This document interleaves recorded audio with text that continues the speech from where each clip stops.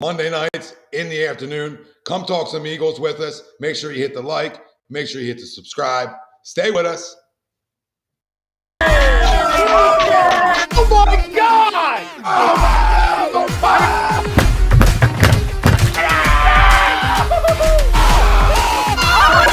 I'm embarrassed! He's flying! Welcome in. It's almost time.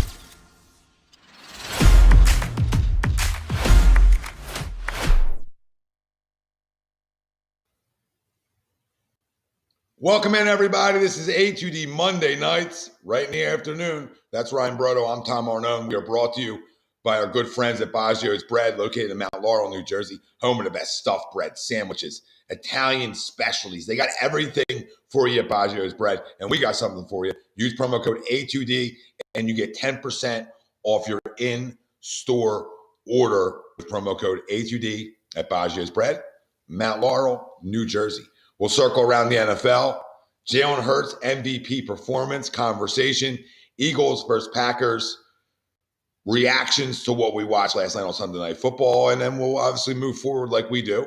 And that's tied into our poll question brought to you by FanUp. And FanUp is the best way to enjoy fantasy sports, daily NFL contests, and more. Win great prizes. Sign up today. Use promo code A2D and you get $50 right at sign up. And you can download FanUp right on the Apple Store. So go check them out. Go do it.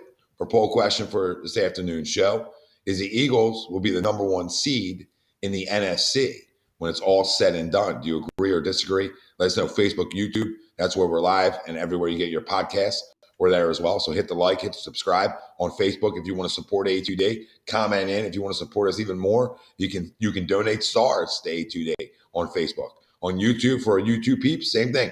Like, subscribe, comment. All welcome. If you want to support even more and get your comment even seen faster, then you super chat us. You know how it works. So to the poll question, the Eagles will be the number one seed in the NFC. Agree or disagree? I agree. I don't know how anybody couldn't disagree at this point, right? At what we've watched, what we've saw, and when you talk about, you not only have a one game lead on Minnesota, you really have a two, right? So you really hold two on them. You hold two on Dallas. Granted, you got to play Dallas again. Right, but you hold games on these teams, and the way the Eagles have been able to go about it, I don't know how anybody disagrees. I don't know how the national media disagrees. I think anybody that really disagrees hasn't watched this team enough, hasn't seen this team win all types of football games in all types of ways. You want to get into a shootout? We'll shoot out with you. Right? I mean, there's every way you want to play football, we can play it.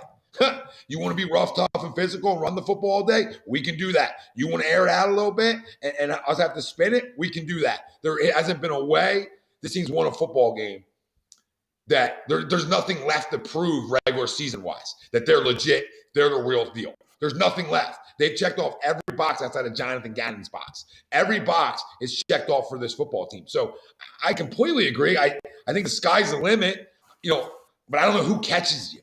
I don't know who catches you. Minnesota, stop. They got 2 games to make up. That's hard. Is it possible? Sure. Right? I mean, the Cowboys, is it possible? Sure. Right? But we got to really play bad football too. And from what I've watched over 11 weeks, there's not much bad football from this team. When you're 10-1, that's the facts of the matter. So I would love to see people out there, disagree to it. And if you do disagree, then who's the team?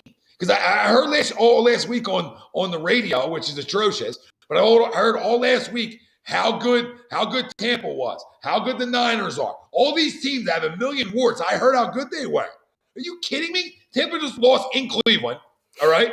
And Tom Brady was like 250-0 while leading with under 2 minutes in football games, which is absurd. So that's his first loss ever doing that. All right, so I'll never count out Brady, but they're not good enough. Let's be real. All right, when you look at, then you circle. Okay, then you want to talk about San Fran. Like they're good, but come on. They scored 13 points yesterday. I mean, they're not the most electric offense. They have problems week to week too. They got an elite defense. We know that. Okay, they're good. They're not as good as the Eagles. When you talk about Dallas Cowboys, they're good. They're not as good as the Eagles. I mean, this over Cowboy hype living in the moment is cute, and they're a very good football team. Maybe number 2, maybe 2. They're not better than Eagles. Then you go to Minnesota. We beat them. So they're not better than us. They're not better than us. I'm sorry to break it to the people. So when you circle it just like that, as simple as that, don't talk about past history or people are talking about where they expect teams to be at the end of the year. Expect teams to be at the end of the year. This football team was 9-1 last week, 10-1 this week. If you're not expecting them to finish strong, you haven't watched this football team. You haven't watched this locker room, this leadership. You haven't watched the quarterback. You haven't watched the head coach. Is there going to be problems week to week? Of course. But at the end of the day, you're still finding ways to win. You can't stop the run good enough, and you're still finding ways to win football games. Think about that. As much as I hate Jonathan Gannon, he's still a defensive coordinator on a 10-1 football team. And I don't like the guy. But he's doing some things right. He needs to blitz a little bit more to help his D-line out. But they're good. This football team's legit. Stop disrespecting them out there. It's not even a conversation. If anybody's like, I disagree because the Cowboys are playing good, and we're not, you put in one loss, and we're three, in those 4-game stretch, we're 3-1. 3-1. And we haven't played our best football, and we're 3-1. Miss me with anybody being better than the Philadelphia Eagles. Listen, LaFleur's a moron, but that dude couldn't credit what he played last night anymore. All right, couldn't credit it anymore on how deep and how good this football team is as an entire roster. I mean, that's how good they are. They're the class of the NFC. And if you play me on neutral field right now against Kansas City, I think we can beat them. If you put me on neutral field, Buffalo, I think we can beat them. And that's not being a homer. Because last night, leave you with this, right, and go. Last night's what you need to see offensively. You need to see a little explosion. We thought they were a little up and down over the last few weeks, right? And you just need to see it. So last night stamps it. Stamp, double stamp. Game over. You just went and put 40 up. 40. I don't care how you did it. I don't care the quarterback has to run around. Good. That's his skill set. Right? You threw it enough. You pound the ball with Miles. I mean, this is the most complete football team in the National Football League. And honestly, they're more complete than the Kansas City Chiefs. They're more complete than the Buffalo Bills. They're more complete than any team in the NFC. So, I mean, complete. Not telling you they're going to beat them all the time. Just saying they're complete. When you look at their rosters, it's like, oh, right? Buffalo's getting a huge addition back into Davius White, but we don't have to worry about these teams in the Super Bowl. And Kansas City's awesome. So are we. I'll give you a new narrative coming out of last night's game, Tom. And listen, we've saw little sprinkles of this in past games, but I guess because they know they really can't rely on or at least they shouldn't rely on like the schedule narrative of like, oh, well, you're not playing anybody, because if you look, you've got the Titans, right? They're a good football team, right? I'm not as concerned about them as I thought I would be, but we'll get to that in a little bit. You've got that Dallas Cowboys game, on Christmas weekend. And you've got 2 divisional games against the Giants. While the Giants are struggling a little bit, it's still divisional games against. I think they're 7-3 at the moment, 7-4. So they're a good football team. You look now at the quarterback, right? Where again, whether you want to call it an MVP performance, whether you want to call it a dominant performance, I don't really give a damn what the national media calls it. What I call it is another primetime performance where you outplayed a quarterback that. Listen, I understand he was banged up. I understand he left the game early. But I don't need to say it. Collinsworth said it. The national media said it. For big portions of that game, they said, oh, that's Aaron Rodgers like we know. That's Aaron Rodgers. They were moving the ball up and down the field, so much so where we went up 13-0, and then I blink, and now we're down a point. That's Aaron Rodgers in that offense with a porous offensive line. So you had and in desperation mode too, right? Yes, that and then the 100%. fact, like they're in must-win, gotta win this football game mode. So go ahead, yeah. So you had Jalen Hurts outperform Aaron Rodgers on Sunday Night Football. You had Jalen Hurts prove once again because and listen, some of us even said it because we didn't know. We know Dallas Goedert is a big loss for this football team when he went down a couple weeks ago. And after that performance last week against the Colts, we were kind of wondering, can this team score consistently without Dallas Goedert? Well, you saw that answer. We got that answer very, very quickly. You look again at a football team in the Eagles where, like, is the C.J. Gardner-Johnson, I know somebody brought it up in the comments, like, we got to still get an update from him. Is that a concern of mine? Yes, major concern if you want me to be very honest, depending on how long he's out, if he's out at all. Because we know what a force he is, especially on the turnover battle, in the secondary when you talk about Gardner Johnson. But you look at, hey, in 2 weeks, you're getting Dallas Goedert back. I think you're getting Jordan Davis back this coming week, if I'm not mistaken. And I know Maddox is coming back within the next couple weeks also. So, to be honest with you, I wait on all those guys a little bit, but that's just me. Yeah. I mean, unless like they're showing like, okay, there's zero signs of any, rust or anything, I agree with you. Because again, not to say like we're going to coast into January, but you've afforded a little bit of wiggle room based off of what you've done earlier in this season. You look at the Vikings, it's like, okay, you already beat them. You have a cushion on them. You have tiebreakers over them. And then you look at Dallas, it's like, yeah, they are playing really, really good football. They are getting healthier. You might get Odell joining them at some point. But you already beat them once, and you have a tiebreaker. And you have now a tiebreaker when you talk about their head-to-head matchup on the Packers, which is crucial. The new narrative now is, oh, well, Jalen Hurts he won't be able to win with his legs in December and January. And listen, would I rather, like gun to my head, rather have a quarterback that can throw for 400 yards and not have to use his legs? Sure, right? Because that's what we're conditioned to looking at in the history of football. Absolutely. But like we've consistently said, and the amount of people during the game, right after the game last night, that said, oh, that's great that he ran for X amount. That's great that he had a hell of a performance once again. But the legs. I think it's foolish at this point because you saw, or at least you should have seen, what he did with his arm also. It'd be one thing if he ran for, like, let's say what he did and he threw for 75 yards. He didn't. He made the key throws. And this is, again, in an offense without Dallas Goedert. So, I'm good. And Stan 8 says it also, like, these type of statue-type quarterbacks, like, I'm good on that. Like, I don't need to have Eli Manning or somebody that just stands in the pocket and makes throws in order for me to win, football games. I really don't. No, I've been saying it for years. The statue quarterback has gone away. You need guy with some mobility. You need guys that can at least extend plays. Listen, to say your legs can't help you win come money time is foolish and is a lie. All right? You don't win with just your legs. That's the point. Mm-hmm. You have to be able to throw it enough. Right, that was the conversation coming in. So don't the national media change the goalpost here. We're not changing the narrative. The narrative is, and I said it a million times, you don't got to be the best pocket quarterback of all time.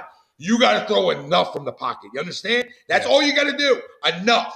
And don't tell me that he doesn't do it enough. Don't tell me that he hasn't made steps in improvements, right? Is he going to be perfect? Is he a finished product right now? No.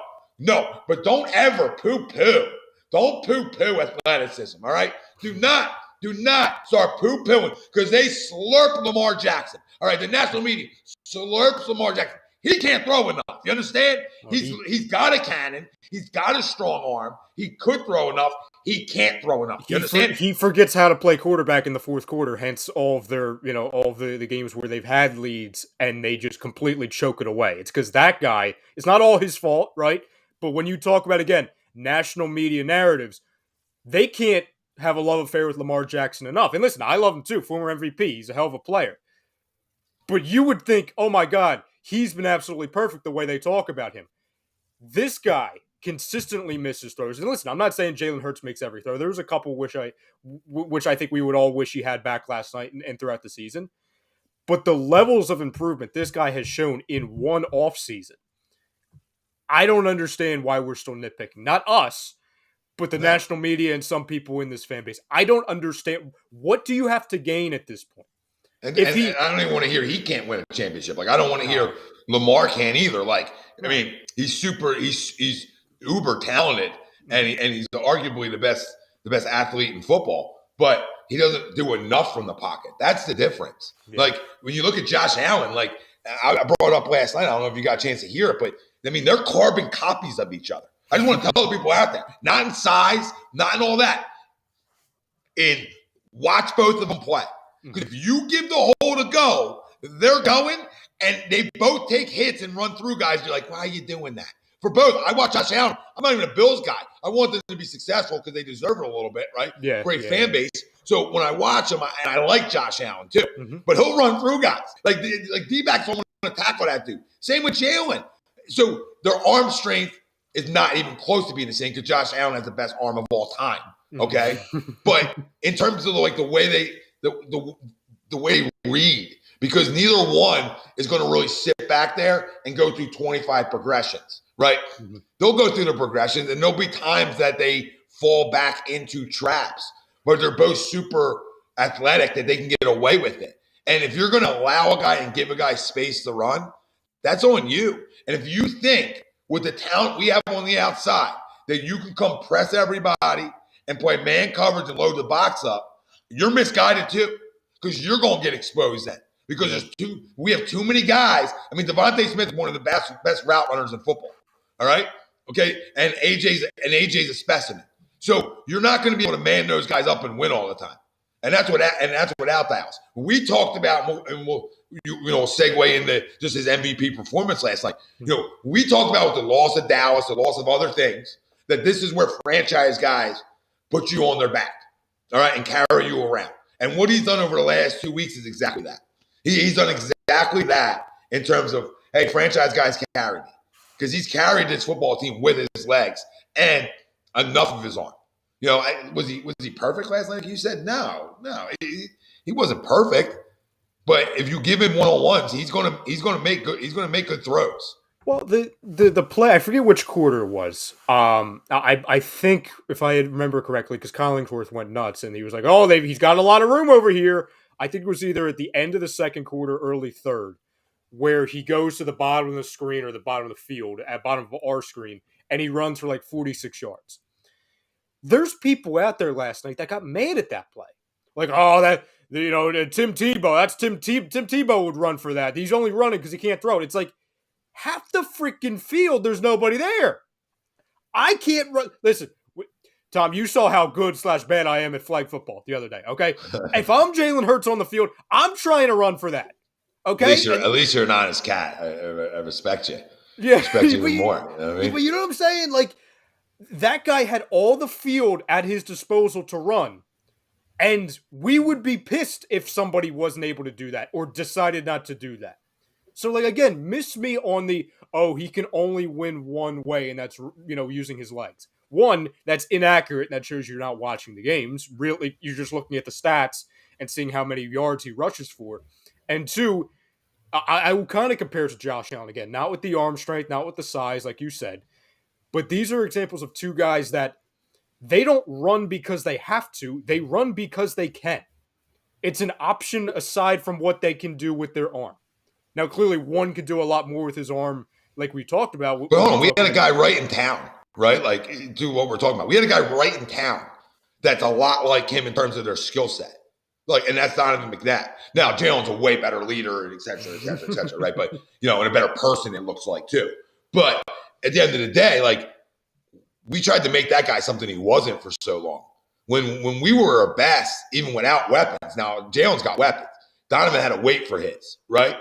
But when Donovan got weapons, he showed you he can light you up too. But the fact of the matter is he was later on in his career when he got them, right? So he's a little bit more developed, and especially under Andy.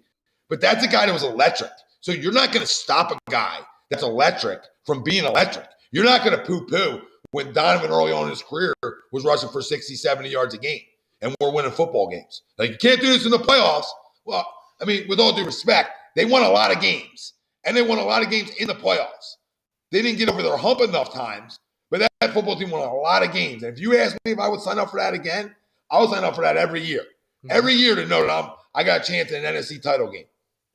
So I don't look at I'm tired of one not counting. Count it with your eyes. When you watch Tim Tebow, you can say, okay, this is a one-trick pony at the NFL level. You can watch other guys and have that assessment. If you're watching him closely, there's going to be times where you're like, man, he rolls it out to his right too much. He falls into that trap, and he should have sat there a little longer. He probably could have had somebody come wide open. Right? There's always going to be those critiques. But when you look when you look back to last year games and this year games, if you don't see a big jump, then you're just not watching. You're not watching. You just want to look at a box score and say, he ran too many times. The only problem I have with Jalen Hurts is some of your runs, you don't need to take the hit. Slide.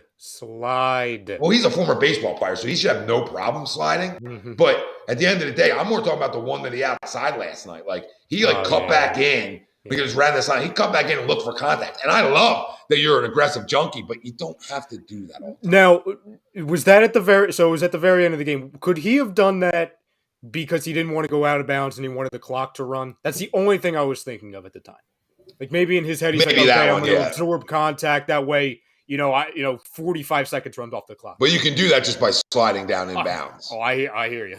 So, I hear well, the one down the goal line was egregious.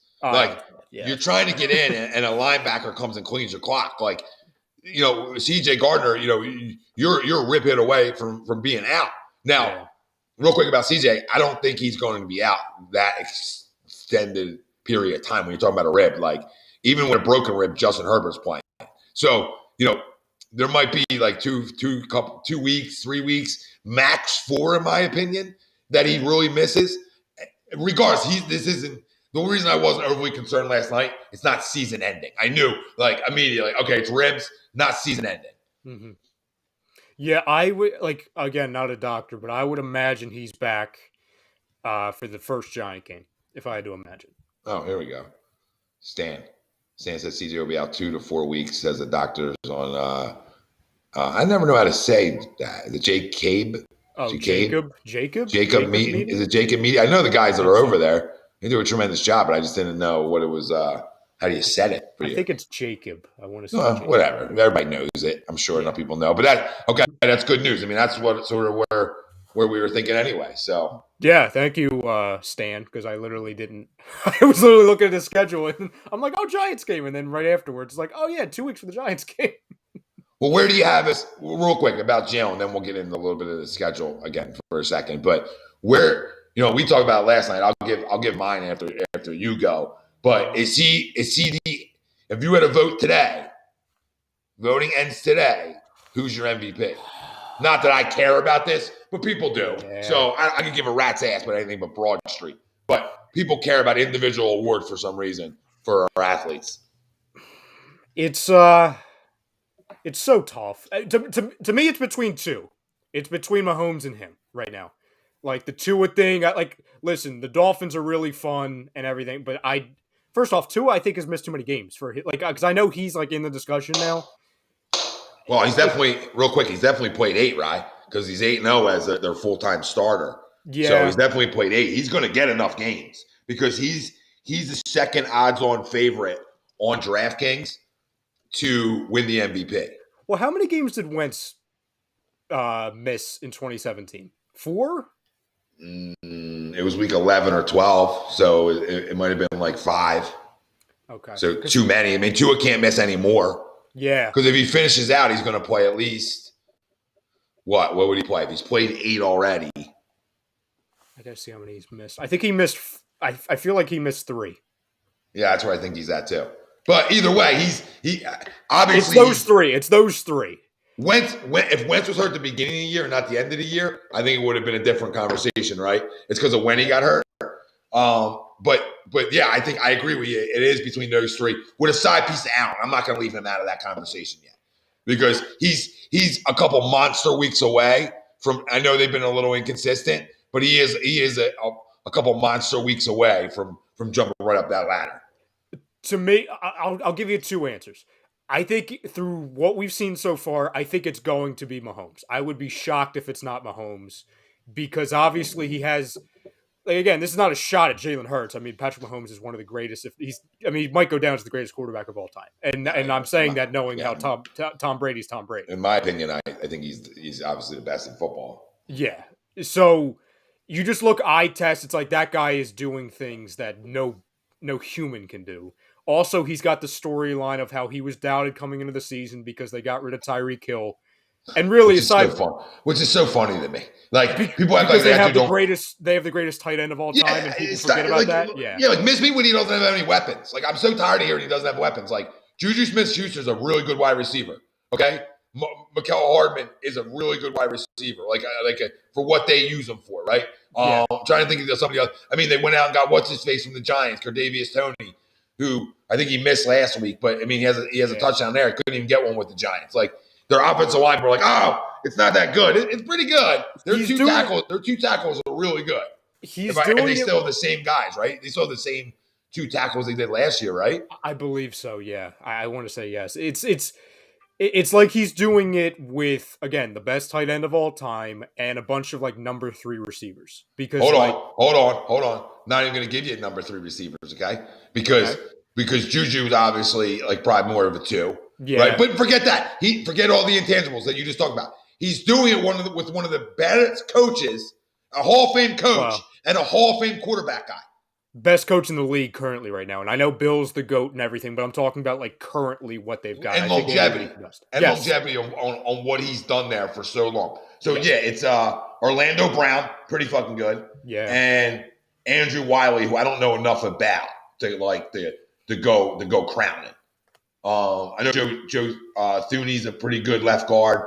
Mm-hmm. Creed Humphrey. I mean, so it's Juju, Marcus Valdes-Scantling, who's probably more 2 or 3. Yeah. If you have a legit one.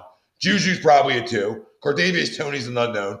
And you have Sky Moore, who just makes plays. Yeah. A young guy. Mecole Hardman's usually a guy who makes plays. And like you said, the best tight end probably ever. And it doesn't help Travis Kelce to have Patrick Mahomes. Of course. I'll never discredit him. But I'm tired of like he is the MVP, to your point. Mm-hmm. Like he's 1A, Jalen's 1B right now, right? And it's close. It's closer than people want to think it is. But is he getting it done with less? Sure. But they lost one guy and brought in 3 more.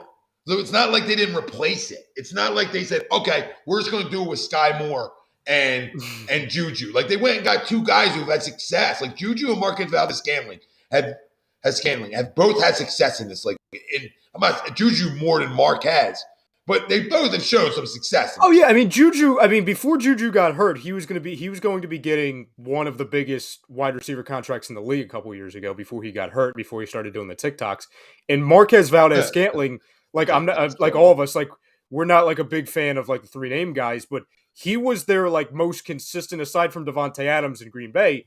Like he was with Rodgers and he was like their go-to number 3, number 2 wide receiver, especially when Randall Cobb was banged up. So like I understand when you go from Tyreek Hill to, Juju Smith-Schuster coming off the injuries and the TikToks and Scantling coming out of Green Bay. Like I understand it's like you're throwing a lawn chairs. But again, then look at what the Eagles have dealt with over the last handful of years, and it's like, oh well, that's pretty damn good. I want to answer Juju real quick before you answer John. Yeah. Juju's on pace for 1,000-yard season. Okay. Valdes-Scantling's on pace for like 796. I mean, neither one are on pace for a lot of touchdowns. But the difference is like even when they had Tyreek Hill, they still spread the football around. So like they do an amazing job at it. Like Travis Kelce has 12 touchdowns. And teams are like the point is like they can't just hone in just on him because Juju and Marquez Valdes-Scantling are like competent NFL wide receivers. And so it's like weird. But he does the difference with Mahomes is nobody extends like Patrick Mahomes.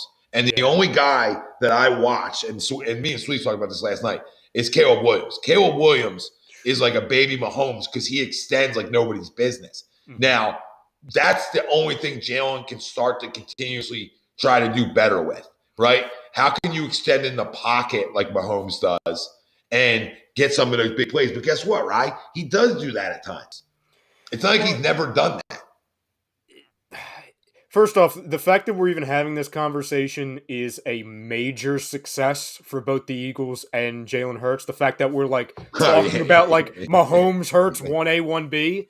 So like we're the true winners of all of this. The fact that we're like having a conversation and we're not getting laughed at in the comments, or at least not yet.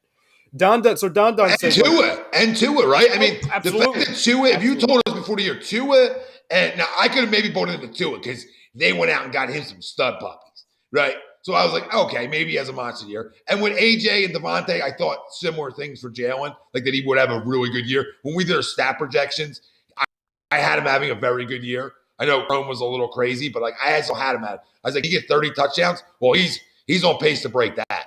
He's at 26. How many throwing touchdowns? What is he at? Like 7? I want to say 17. Am I wrong? Is that like a stupid number? I feel like it's like 17 and 3. 17 passing, 3 interceptions. It might be 3 interceptions. I know that's a fact. And I know 17 and 3. Okay. And then I think he has 8 rushing touchdowns. And the guy is done like with Hurts, right? Because like I was bringing up, because there's some like stupid statistics, and this is not just this season, but like with Mahomes on like what he's done in his career when being down by 10 points entering the fourth quarter, like what he's done against their division, what he's done in September. Like there's absurd things that Mahomes has, like for all of like the the MVP voters. But like I'll bring up this stat that 8. Sorry, 8. So 17 and 8. Okay. 25. So he has 25 total touchdowns. So he's 25 and 3. Yeah, that's kind of ridiculous. So he's on pace to break that 30 mark that was so important for us to be successful, right? So I mean, the reason where I had like 12 wins, the reason they're going to probably get more than that is because guess what? He's going to get more than 30. Well, and like Mahomes has. Sorry, I just wanted to give you guys this before I forget. I mean, he has 29 total passing touchdowns. So my guess is he has 20. I think he has 30 total. I want to say he has like 1 rushing. I feel like he has at least 3. I don't know why. Because I feel like I've gone against him a couple weeks in fantasy, and I'm like, don't you friggin' run in that end zone. He's done it to me a few times. Let's see what he's got here. Yep, it is 1. Okay. So he's 30 total. So they're 5 difference away in terms of total touchdowns. And both have played the same amount of games. So, just to be 1 beat of that is so successful and so good for this organization. And it's so good for us to know that, hey, this guy put in the work. And when you look back at it and we fall in love with role players around here. When it comes to the Sixers, nobody loves bench players or process type players more than Sixers fans, right? The guys that just sort of have a certain role. The guys, there's people out there that don't want to believe in that. Like, real quick, Sixers, you're not winning without those 3. I just want to help the people out there. Like, you'll win some games, right?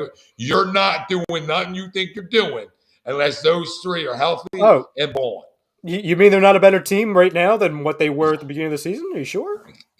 Sixers Twitter tells me otherwise. They have many numbers that could suggest that we're wrong on that. Well, but these guys can bring in a great role off the bench for you. But the point is that when you factor this in, we have a quarterback who's the face of a franchise. There's no bigger name in the city of Philadelphia when you talk sports than who's your quarterback is. Mm-hmm. And in majority of big time cities, that's the conversation.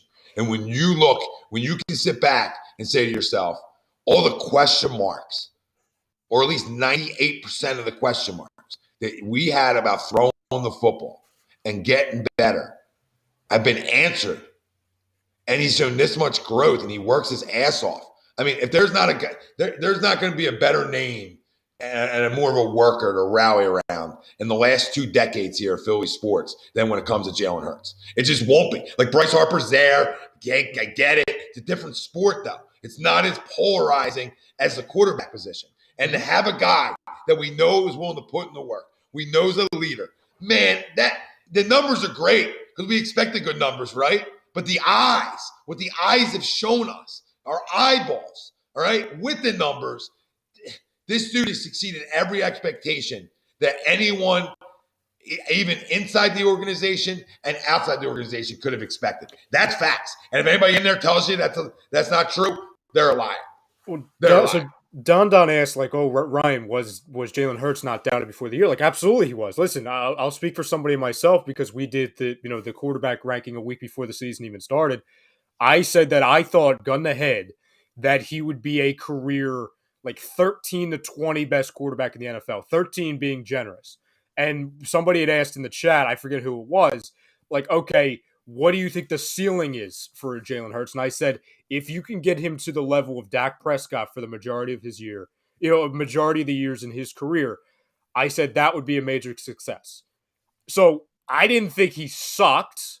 I just thought he would be kind of a middle of the road quarterback that wouldn't be able to, would be able to have his legs, be a weapon for him, but wouldn't be nearly as good as what we've seen with his arm. So we've all doubted him. We all. Yeah, I don't know where I had him on that pre-ranking. So no idea. I had him 16, you had him 19, which is like the way some people think you talk about him, you would think like you would have had him like 32. You know what I'm saying? Like, oh, the biggest Jalen. I saw that last night. Like, oh, the biggest Jalen Hurts hater ever. It's like, well, a couple of days before the season, you had him like 17. You know what I'm saying? Like, that's not too bad for a second-year quarterback. Well, I mean, I had question marks. As we all should. We didn't see him go left. We never saw him go left before this year. This is the difference people don't understand. In sports, you're supposed to change your opinion if a guy proves you're wrong. It's the assholes who don't. Like, I'm not in the business of always being right. I'm in the business of trying to be in the moment. And in that moment, we all had question marks. Mm-hmm. We all had question marks. I don't know if I had him 17. I don't know where. You know what I mean?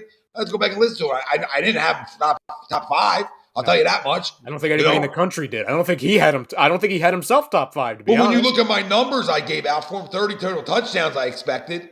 I mean, so it's not like I didn't think he could play. It's just, can he get better in the pocket? And he's done that. So the losers sit back and say, he still got question marks there, right? They don't want to look and be now objective and say, you know what?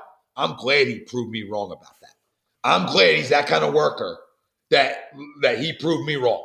Okay? Because that's what it's about, man. Shit. Everybody in this city, when we drafted who we drafted back in the day at number 2 overall, everybody believed in that guy. And when he played, everybody believed in him too. And guess what happened? It doesn't always work out the way you expect it to. Okay? It doesn't always, if this isn't in sports conversations with your boys over the years, do you want to be right? Of course you do.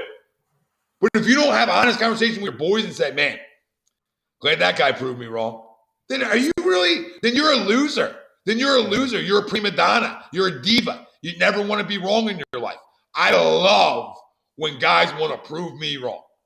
And I love when guys want to prove me right too. Because for the Jalen Hurts haters, like me, like everybody else on the HUD, we've had our share of picks that have been home runs in this city. One plays basketball, right? Funny how that worked. Said they steal the draft that night. Okay, mm-hmm. One is arguably, in my opinion, one of the best route runners in college in the NFL right now. Is Devontae Smith, right? So we have our hits too. But come on, if you go back on draft night, 99% of you jabronis had the same opinion. What's happening? When the dust settled, we said, I'll leave you with this. It's gonna go ahead. When the dust settled, we said, okay, this guy's an insurance policy, and it turned into the best insurance policy you could ever make. People get, because we get now like that Jalen Hurts is like an MVP candidate. We get like all the people that come out of nowhere and find the video from a couple years when we reacted to the draft.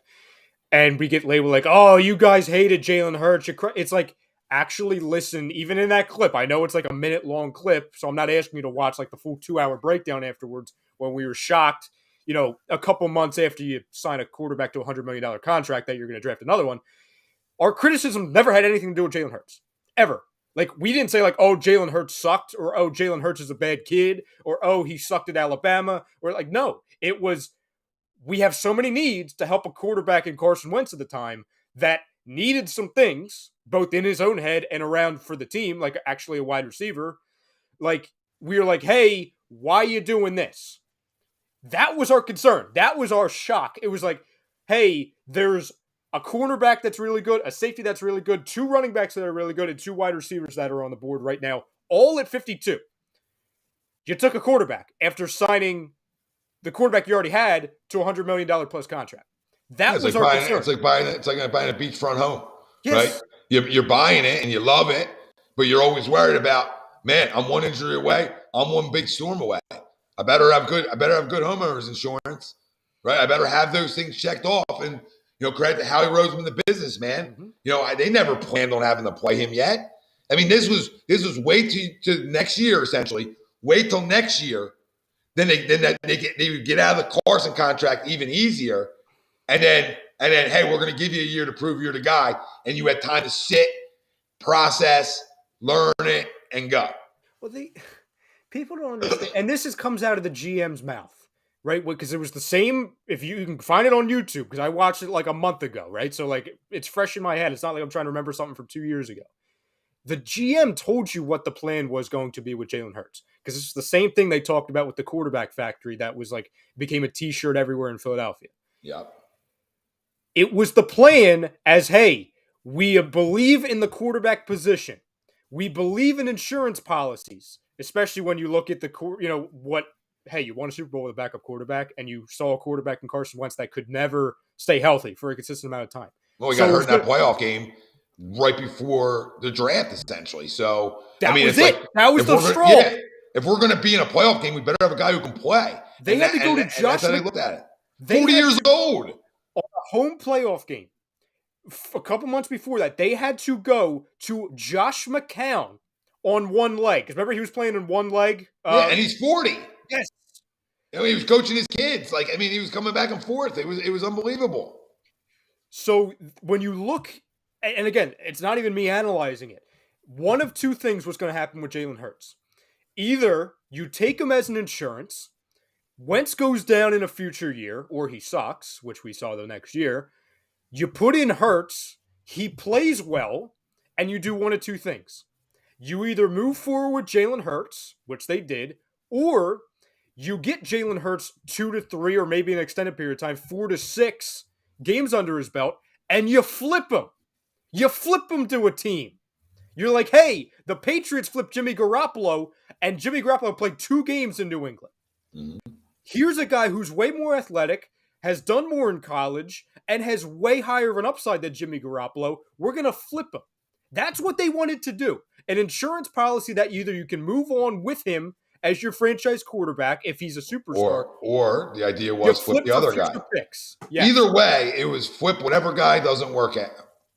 That's what it came down to. Yes. It was flip whatever guy doesn't work out. And it just so happened that the other guy didn't work out, and we're in a great spot here. But, listen, everybody out there, he's obviously top 3 in MVP voting. Not that I care about that, but, his growth does matter to me. And he's got one more box to check off. I mean, his next box is, hey, be the number 1 seed in the NFC. All roads lead through Philly. And then the next box is, go prove the doubters wrong again. Because that's all he's done this year. So you got a couple more boxes. Because you can't get done with your legs, supposedly. Just alone, which he doesn't just do it alone. So then, you know what, Jalen? Go win me 2 playoff games. Because if you're the number 1 seed, you only got to win 2. And 2 gets you where, baby? 2 gets you to a chance at Super Bowl. So when you get that far, think you can do it with your legs. So there's guys out there that have gone to Super Bowls who do it with their legs a little bit. Come on. It's such a lazy take when you don't watch it. Like I said, if you watch Lamar, you see the flaws, man. You don't see the flaws in how special of an athlete he is. You see the arm slot. You see off balance throws too much, not getting his feet set enough, right? Little things that he can get away with because he's so special. But Jalen has cleaned that shit up. And he don't make throws like that. He just doesn't make. I mean, Lamar throws picks. Jalen don't throw picks. No. I mean, with all due respect, the sample size is there. Over the amount of games he's played at the NFL level, he threw more picks. He threw more picks against the Giants last year than he has all year this year. Well, okay. That ain't growth. Well, let's look at the 3 interceptions he's thrown this season. The one was off of Kenny Gainwell's hands in the 4th quarter. Fluke. Okay. The other one was... Yeah, remember that one, yeah. The one was right in A.J. Brown's hands, and the Commanders defender make a great play, a phenomenal play on him. Yeah, worst case, that should just be a ball that's on the ground, right? That nobody catches. 100%. Right? But that was a flawless throw by Jalen Hurts. So that really was. And the other one, if my memory serves me correctly, it was against the Jaguars in the rain when it was a deflection, and that ended up being a pick 6 in the 1st quarter. So what we learned even more, he's a coach's kid, and he knows the importance of not making the bad throw. Mm-hmm. Taking what's given to you. Right? Listen, man, you can't say enough good goddamn things. When I look at my quarterback, I judge him off a couple things. Are you a playmaker? Do you not turn the football over? Are you a leader? And do you win? There are the 4 boxes. There ain't another box. There ain't another box that I'm going to jerk off over his stat line, throwing the football or running the football. Can I add a small box? You can add a box. Improving? Actually improve? Well, leadership. I I sort of add that into that, right? If you're a great leader, you're going to be a guy who improves, right? You're just going to get better because you care. You care enough to. But put that as a piece right with that one. We tie them right in together. It's perfect, right? Because he has done all that. But that's where you mark your boxes off at. You don't change the goalpost and say on a 10-1 football team, and not even that, right? You take out the Tampa postseason game, which I'm not in the business of taking shit out. You remove that, and you go from half the year last year into this year. Who's a better football team? Because that's when he stopped. That's when he really stopped turning the football over. Like, I got to go back and look. But I got to go look right now because now I got to see if I'm semi-right about him, like, not turning it over as much in the second half when we started really going on a roll. Well, real quick, when you talk about that Tampa Bay game, and we saw even 9 picks last year total. Oh, yeah, 100%. And I feel like they happened in bunches, too. Like, there was a couple games where like the Giants game, I feel like he had like 2. You know, the one where Rager dropped it like 3 times. I feel like he had a couple picks in that game. Collingsworth brought it up also, but I saw it, and I'm sure we all saw it before he mentioned it. Biggest difference between that Buccaneers game in the playoffs and now, somebody can read a defense. See him audibling out a couple times. I did. So and I'm like, ooh, like that gave me more of an ooh than some of the running plays he's had so far this year. I'm like, oh, we learned that. Okay. So that's another check. Wasn't last year 2021? Yeah, I think. I'm pretty sure. We played Atlanta at the end of the year last year? No. It's backwards. Atlanta was the first game. Okay, yeah. I'm like, why did Mike win? I'm like, why did I feel like we got hot at the end of the year and I see all these losses? I was reading it wrong. Okay, so when you look at, like, we'll say the win in Detroit. I mean, he didn't even throw the football that game. But he threw 4, let's see this. He threw 4 picks. 3 of them were one game versus the Giants, right? So he went, the end of the year, he went week 17 on or 18, whatever they want to call it, okay? Against Washington win, no picks, okay? Giants win, no picks. Washington win, 1 pick. The Giants lost is where he threw the 3, right? New Orleans win, no picks. Denver win, 1 pick. Chargers lost, nothing. And the Detroit win, none. So, I mean, he threw 9 all last year. So it wasn't about him turning the ball over at an alarming rate. The conversation became his QBR, passer rating, right? So when you fast forward on 87% last year, right? And you fast forward to this year at 105, okay? 105 passer rating. That's an absurd jump. That's an absurd jump. And it's 11 games in. So now we talk about a big sample size. And then the QBR is at 68.2. Okay, 68.2. Last year it was at, like, I think it was in the 50s last year. Let me just confirm that. 54.6. So 54.6. You talk about a jump right now. 54.6 QBR last year, and you jump that in to a 68.2? You're jumping 12 points in that? No, it's disgusting. What do you want? What do you want? You know what I talk about in the Notebook? Like in the movie Notebook? What do you want? What do you want? I mean, this is where we're at. What do you want? It's not that simple. What do you want? What do you want? Come on, people. Great film. It's a great film. It is a great film. I mean, I just tell you our sensitive side here. We'll have a little late in the afternoon sensitive side.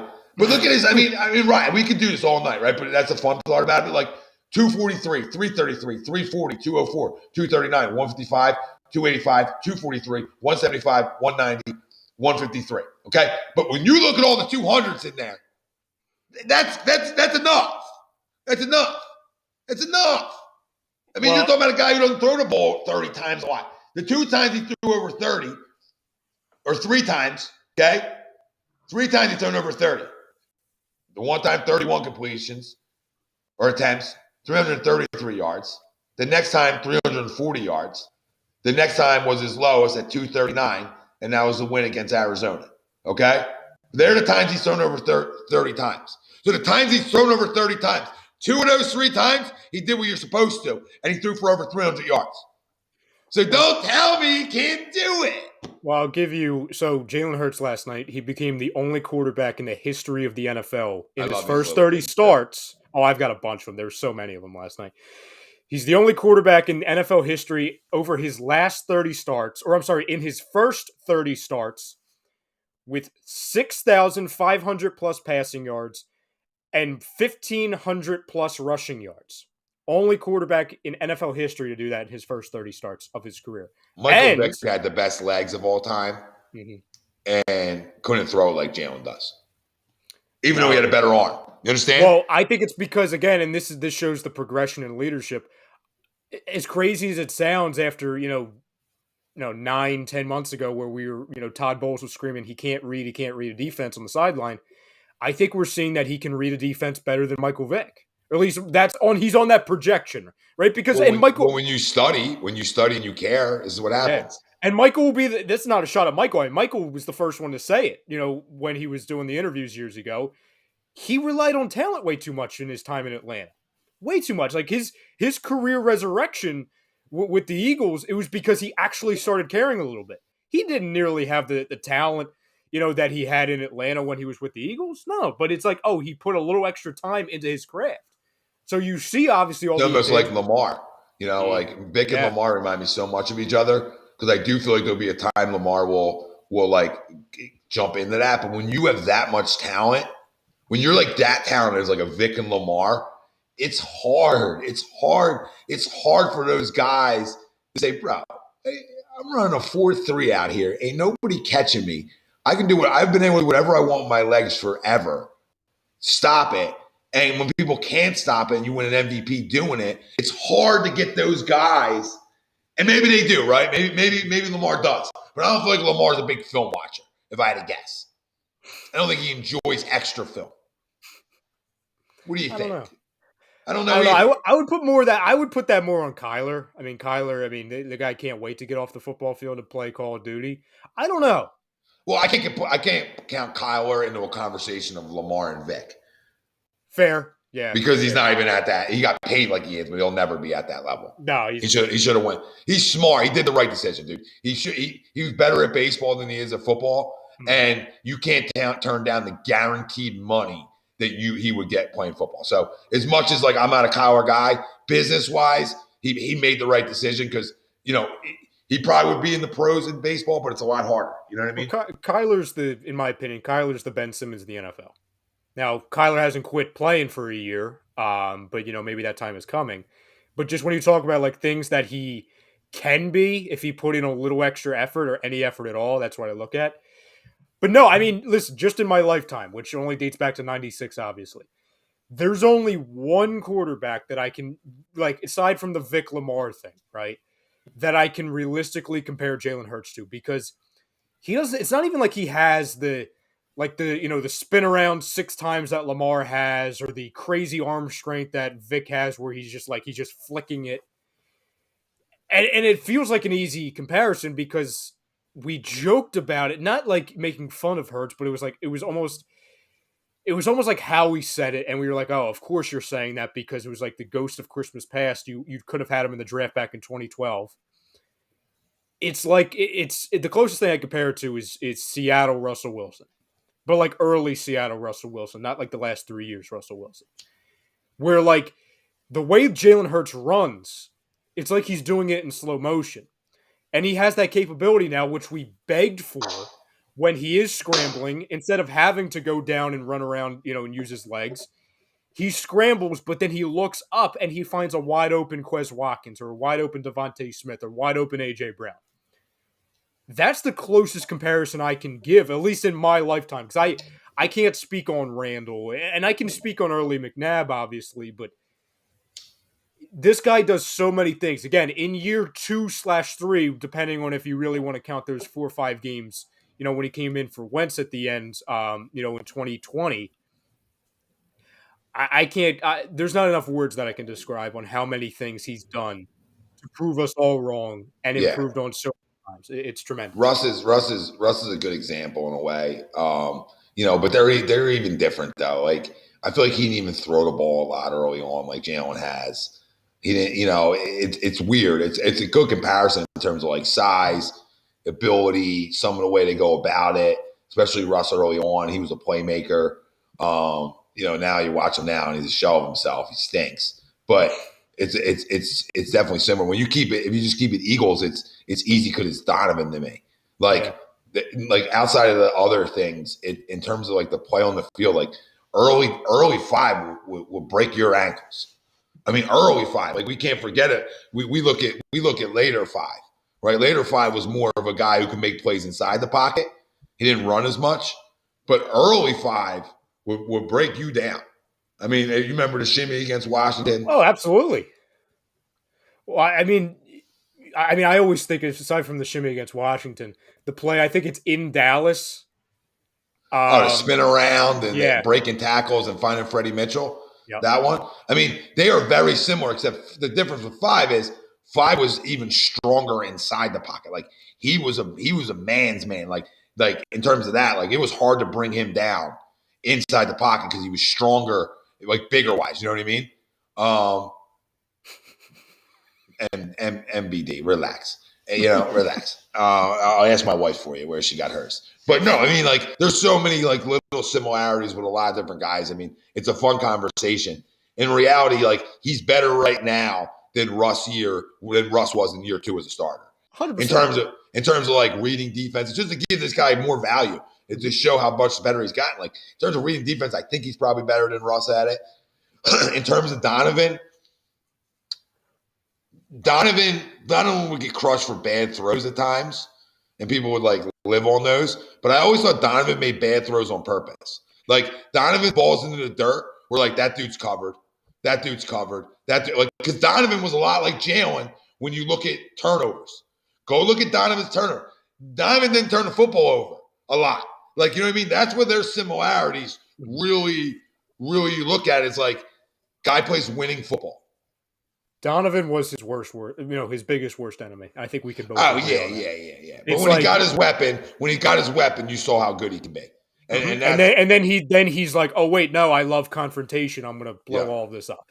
Well, he's a problem, which I hope to continue, knock on wood, that Jalen, never turns into that kind of, the prima donnas that Donovan or Russ have turned into. Doesn't seem like it's ever going to be his personality to be like, let's ride. Well, it's the son of a coach thing. I don't think I think it matters. At an early age, I think it's impossible for him to turn into that.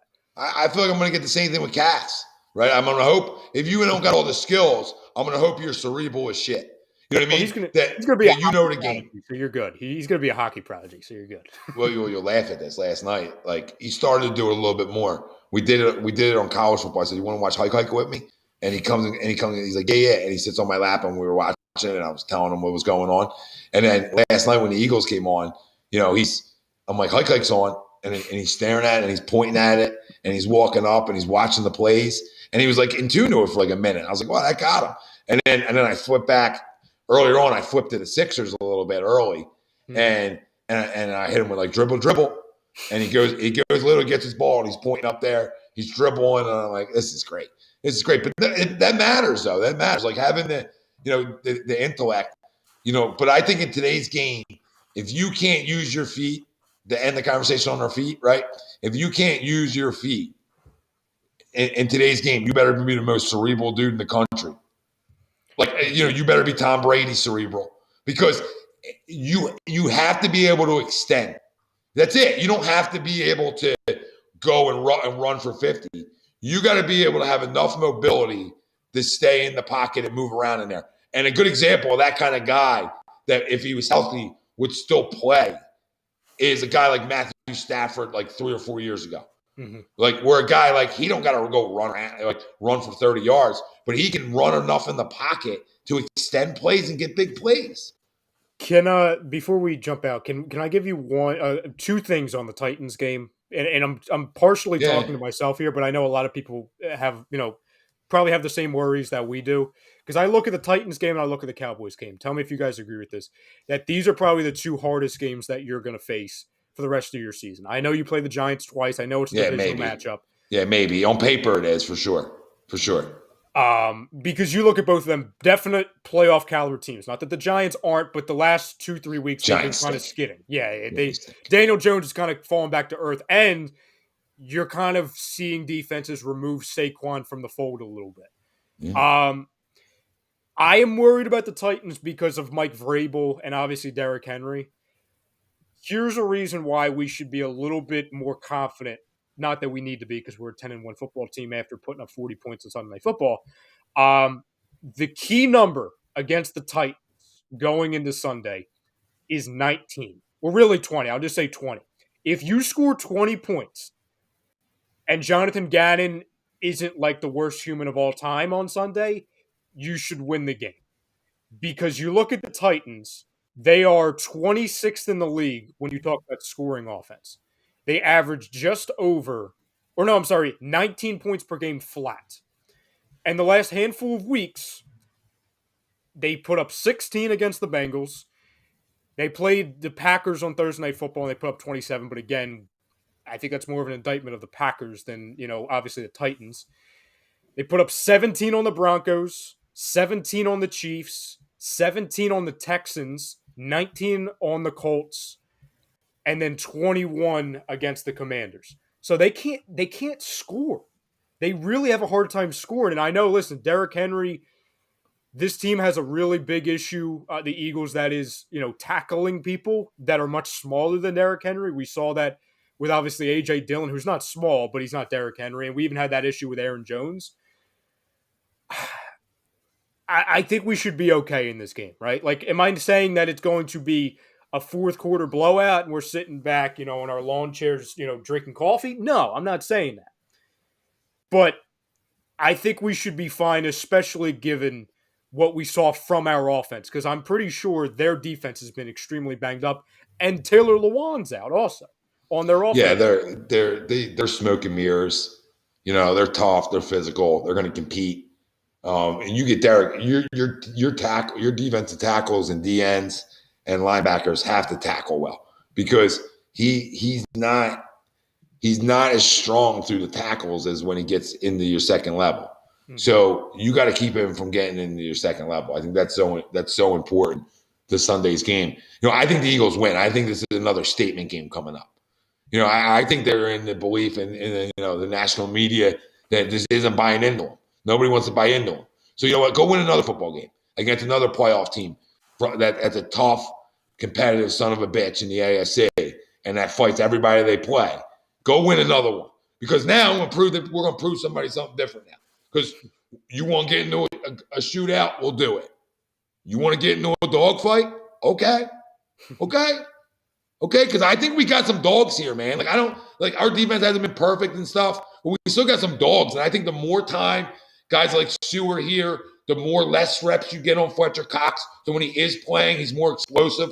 I think what you're going to be able to do with this defensive front is going to really help the running game and the pass rush, because now you're going to be able to give guys more breathers. And as guys get more acclimated to the system and the terminology, I think it even gets better too. So I think they win this game. My early thoughts on it, but I think it's like 24-17, 27-17. Somewhere in there. Like, I don't think we're putting up 40 again. But I think that high number could be 27. I think we could get to 27. Another key thing too, the Titans in this season give up the third most passing yards to an opponent per game so far this season. The rushing could be good or bad for us. Yeah. Now you come out and throw it 40 times. They haven't done that all year though. So the amount of rushing yards they give up per game. All right, so they are a top 3 rushing defense when it comes to yards given up per game. Oh yeah, they're tough up front. They're gonna give them problems up front. But we got a great offensive line, so let's see how that plays out. Well, again, this is another situation. I'll compare it to the Commanders game. I think the Titans, even though Commanders are playing some really good football right now, I will give them kudos. Where it's going to come down, it comes down to every game, obviously, but the turnover battle. Really, I could see it right there, just based off of the counteracting of run defense to pass defense. You're probably going to have Jalen throw the ball a lot. Jalen Hurts needs just to have another clean football game. Another clean football game. Just, kind of every, another day at the office type performance, and I think you win this football game. If you're a little loose and you're doing something that you really haven't done this season, turn the football over a couple times, give them short field advantage, then, maybe it could be a different story. But I think the game plan's all right ahead of us, to be honest. And again, I know A.J. Brown's banged up. I know he's really going through it, but between him and Devontae, I don't see anybody in that secondary that should really be able to stop them. Slow them down for a little bit, sure, but and also kudos to Quez for really bouncing back after the Commanders game. He's really shown to have a presence. 2 touchdowns since. This is a big game for A.J. Brown. You would expect, and hopefully he's a full go. I know over the last few weeks, not only has he had fumbling problems, but he's had, he's obviously had the ankle that he hurt, and then the reports of him being really sick this week have been coming out, which I heard earlier in the week because that's why he was questionable. And he was good to go, obviously, but he's not 100%. And so I think this is a week where the ankle starts probably feeling a little bit better, and then you're obviously getting better from a sickness that you lost 7 pounds over. You sort of get your body weight back up. So I think this is a big week for him. I do, because I would think he would want it to be, but we have to be able to throw the football this week, and we've shown when we need to throw it, we can do it. So I think this is a good test coming in. It's a really good test because it's just another check mark in not only the win category, but the fact that look, we're beating good football teams here, and we're beating who's on our schedule. So 2 quick things. So Andrew says, how concerned are you about A.J. Brown's security issues? On a 1 to 10, I'm a 6 on the panic meter. I'm a 2. I'm not a fan of it, but I don't think it's going to continue on and continue on and continue on. You know what I mean? I think we'll clean it up. Yeah, the only reason why it's above a 5 is just because it's on tape now, and defenses are going to look for it because now this is 3 straight weeks where he's giving it up.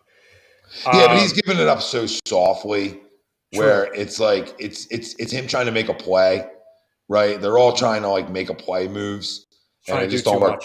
Yeah, and it don't work out. Like I said, I'm not making excuses. Guys had a pretty tough couple weeks. Clean it the F up, because before that you were monstrous. So I look at the guy who's monstrous, and I don't want to kill him. I need you to hold on to the football though. We can't turn this into another week, right? This week, take care of the football. I think he does. I think that. Hopefully. Hopefully he does. If he puts it on the ground again, I'd probably fine him. And then finally, Neptune says, "Where's Robert Quinn?" I think he's burnt. I think that's what we're kind of learning. Which, listen, it happens. We gave a 4th rounder for, kind of is it? We were hoping that it was more their defensive scheme that changed, that kind of led to him having a really down season in the comparison to the last 2, but. I don't know. I'll say this, and he'll have 2 sacks on Sunday, right? But I mean, I don't even hear his name. Yeah, I don't know. I don't know his snap count, guys. I don't know his pressures. I don't have all those answers. You would hope as it gets more comfortable here, maybe he starts making some plays. Would be nice. I don't know. I don't know if he's washed or not, because I feel like I haven't seen him a lot either. I know he barely played last week, I want to say. I feel like he only had 13 snaps. Let me see if the snap counts are out. Yeah, because that's light, that's light.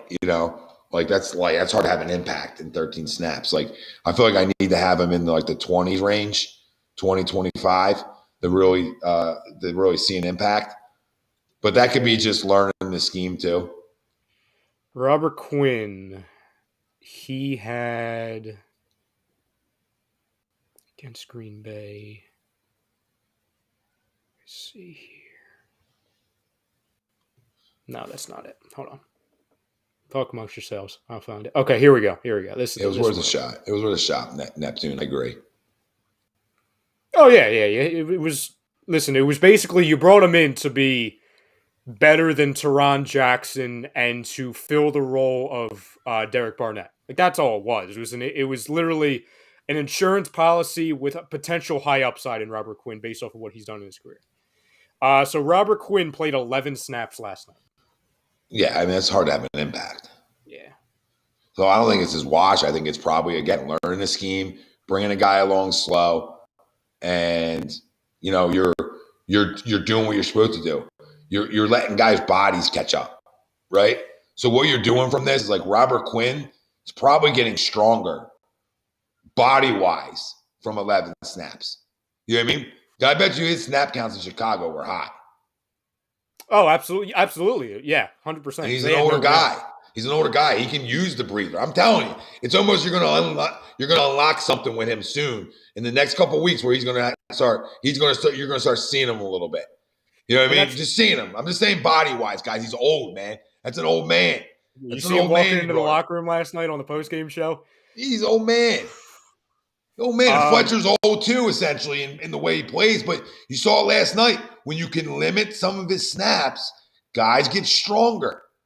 This is why we won in 2017. We won up front because we had a bunch of guys we could rotate through. Dumb question, because I know like everything's like, I guess it's relative. Like is a D end a linebacker? Is a linebacker a D end? Robert Quinn's a D end in our defense, correct? Yeah. Okay, so he's listed as a linebacker. If Robert Quinn's a linebacker, then everybody should be fired. This whole fucking... We have a Hassan Reddick situation. This whole nerd shit. All this nerd shit. He's listed as a linebacker. Defensive end. I love people are like, edge rusher. It's a defensive end. Yes, it's DE or DT. That's it. Why did we change what we call positions? Like, why did the NFL and these nerds like, he's an edge rusher? He's a defensive end. Why? You know why, Tom? Because people don't get out of the house enough. People get bored and they're like, I'm going to start adding letters to things that already have letters. This makes me sound smarter when I use edge rusher. Well, like Collingsworth last, like I know what an RPR is, but it's like stop with the every play he's like, no, this is not an RPO, it's an RPR. It's like just stop. Like I don't need all this. I don't need all the letters. Okay. Yeah, Don. He's they call it guys hybrids. You know what I mean? They don't hybrid me. Who's that guy? Oh, who was the guy in the draft a couple years ago that the Cardinals got? He was like a safety / linebacker / cornerback. Oh, the guy who plays now. Simmons, yeah. Yep, Simmons. That's all I heard in the draft. Oh, he's a hybrid. He's a hybrid. Yeah, he's a good player, but relax, right? Just guys need positions. It's important. All right, well, listen, great show. I know you got it. Yeah, I know you got to get running. I got to get running. I just want to say goodbye. I say goodbye to the place I've done shows at for the last 3 years. Hold on. Let me put you in the big screen. Hold on. Oh, yeah. Oh. There I am. Hi, everybody. Look, I didn't even know that was an option. Yep. Yeah, everything's off the walls. Everything's packed up. It is see you later to what's been a great studio for me. That was meant for all of us. Great man cave out here in the garage, but excited about the basement that's coming, and the man cave in the house. So should I play I'll See You Again from Fast and the Furious? Should I play that in the background with I forget his last name. I feel like it's Nathan Puth is his name. Nathan Puth. It might be. Well, we're back Friday, so no show this Wednesday night, but Friday night we will be back talking Eagles, giving you predictions, and I know we got a Sixers game tonight, so it's a tough one against Atlanta. I think Joe's going to play. I think he's going to play, Joe. That makes it a little bit easier. So maybe we can win a game tonight, keep the good mojo going. Everybody's ankles stay safe out there. We love you. I want to thank my good friend. I mean, talk about moving. We're moving right now, and that's my buddy Alan Foy, EXP Realty. He's helped us out with everything with not only selling our house here, but buying a new one. And if you're ever in need or you want to get in the career, give him a call, 302-682-8820. He's the best, guys. He really is. I mean, the work he's put in to the deals that I'm just a part of, I mean, that's a guy I recommend to everybody. If you're selling or buying, give me a ring. You don't know his number. You don't remember it after this. That's an HUD radio. We'll get you all his information over because he's the best. And Mike McKenty, the mortgage guy, aces too. Phenomenal job. Medford Mortgage. Want to give them a shout out as well. Medford Mortgage. So anybody in the area, you know what to do. You know what to do. All right. And while you're at it and you're in the area, go check out BOAGGIO'S Bread, our proud sponsor of A2D Monday nights on Monday afternoon. Mount Laurel, New Jersey, home of the best stuffed breads, sandwiches, Italian specialties, and more. Use promo code A2D. You get 10% off your in-store purchase. BOAGGIO'S Bread. Mount Laurel, New Jersey. Give a shout out to Gleason's Bar, 6700 Mill Creek Avenue, Levittown, PA. Use promo code A2DA. You get 10% off your dine-in, takeout, or online order. Gleason's Bar and Steaks.com is where you can find them. And listen, they got the trend. They got phenomenal food. Phenomenal food. Go enjoy them. And for all our fantasy sports people, go download FanUp. Use promo code A2D. You get $50 right at sign up. FanUp right on the Apple Store. I want people in our chat to start telling me that they're doing this. I want to hear some more feedback. I know if I played it, but I want to hear about other people. Now that the grasshoppers have gone away, babe.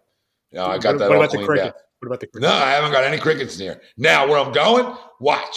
Just watch. I'll have it'll be like Cricket City. Real quick, to the YouTube fam, or even the Facebook fam too.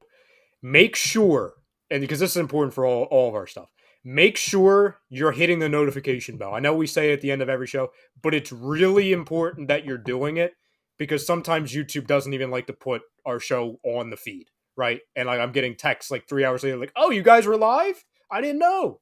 No, Marquise, I'm leaving the show. He's moving houses. He's going to be here. He'll be here on Friday. I own a company. How am I leaving? This isn't say goodbye to A2D. Gee, no. Do I sense a promotion? Oh my goodness, Marquise. Jesus. No, just moving. Just moving. That'd be awkward. Just moving along. But seriously, make sure you're hitting the notification bell. That way you guys are notified. Because and in Facebook you have to. In Facebook you have to do it. Facebook you have to do it too, because it's not coming up. But if you hit the alerts and turn on all live videos, you get them on. You obviously get them on both. So, but boys, we appreciate you. Go Birds, 10-1, and on the Tennessee big one Sunday. And make sure you come down to the tailgate that we're having down Lincoln Financial Field. It starts at 8 a.m. This week would have been better, but of course the rain put us out, had to cancel. But you can go to our link tree and Instagram, and you can find where you can order the wristbands. It's all you can eat, all you can drink. Come on out anytime. We'll be there. We'll probably be there up until 11:30, 12. So we get home and actually watch the game at home. But listen, we love you all. Turn your damn alerts on. If you haven't, hit the like and subscribe. And you got the Sports Hounds coming up here 7:30 tonight. 7:30 is Sports Hounds. It's been a while since there's been a show after us.